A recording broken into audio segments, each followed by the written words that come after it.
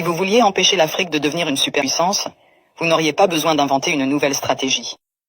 Le plan a déjà été écrit, testé et perfectionné au fil des siècles. Vous commenceriez par vous assurer que l'Afrique ne s'unisse jamais. Le moyen le plus simple de le faire est de maintenir les gens divisés selon des lignes ethniques, tribales et religieuses. S'ils commencent à travailler ensemble, rappelez-leur les griefs passés. Ravivez les vieilles blessures, financez les mouvements séparatistes, maintenez les différends frontaliers non résolus. Assurez-vous qu'à chaque fois qu'ils font un pas en avant, ils en font deux en arrière parce qu'ils sont trop occupés à se battre entre eux. Vous installeriez des dirigeants qui servent des intérêts étrangers, pas leur peuple.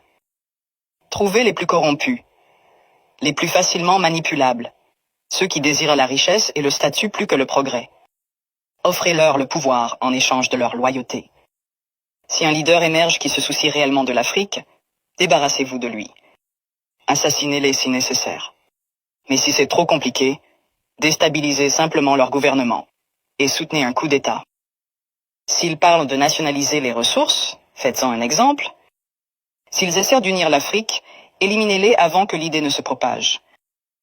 Vous maintenez l'Afrique économiquement faible en vous assurant qu'elle ne s'industrialise jamais. Laissez-les exporter des matières premières, mais ne les laissez jamais les transformer eux-mêmes. Contrôlez les mines, les champs pétrolifères, les minéraux rares. Gardez-les à vendre à bas prix et à acheter cher.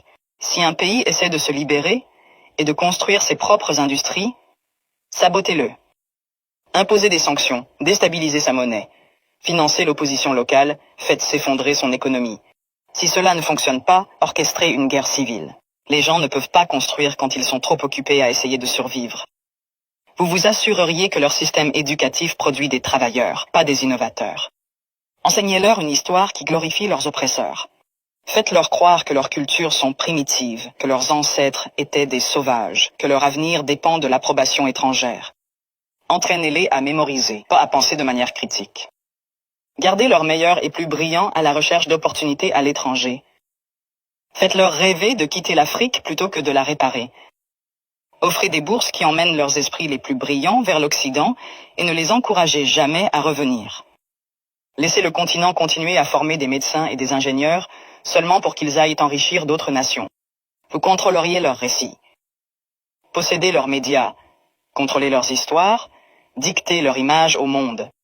Faites-leur croire qu'ils sont corrompus, sans espoir, éternellement en crise. Inondez leurs écrans de pornographie de la pauvreté et de zones de guerre.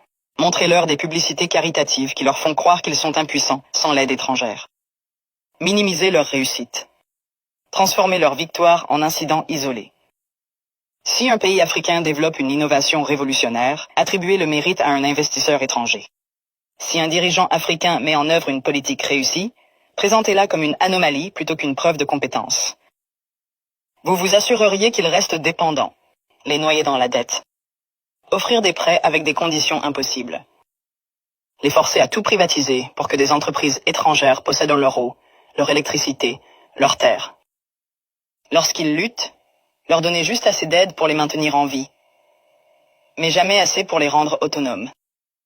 Utiliser des œuvres de charité pour créer une culture de dépendance plutôt que de résilience. Les faire penser que l'intervention étrangère est nécessaire, qu'ils ne peuvent pas résoudre leurs propres problèmes, qu'ils ont toujours besoin d'aide de l'extérieur. Vous supprimeriez leurs forces militaires. Maintenir leurs armées faibles, leurs industries de défense inexistantes. Leur vendre des armes pour qu'ils se battent entre eux, mais ne jamais les laisser développer une technologie militaire de pointe.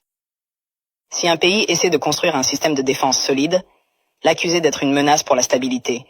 S'assurer qu'ils aient toujours besoin de casques bleus étrangers, de bases militaires étrangères, de conseillers étrangers contrôlant leur sécurité.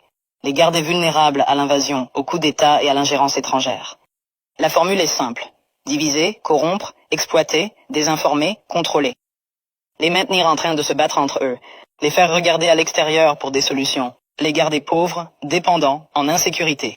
S'assurer que chaque tentative de se libérer rencontre une résistance si forte que la génération suivante y réfléchisse à 2 fois avant d'essayer à nouveau. Ce n'est pas une théorie, c'est l'histoire. La vraie question n'est pas comment empêcher l'Afrique de devenir une superpuissance. C'est comment l'Afrique peut briser le cycle, malgré tous les efforts pour la maintenir à terre.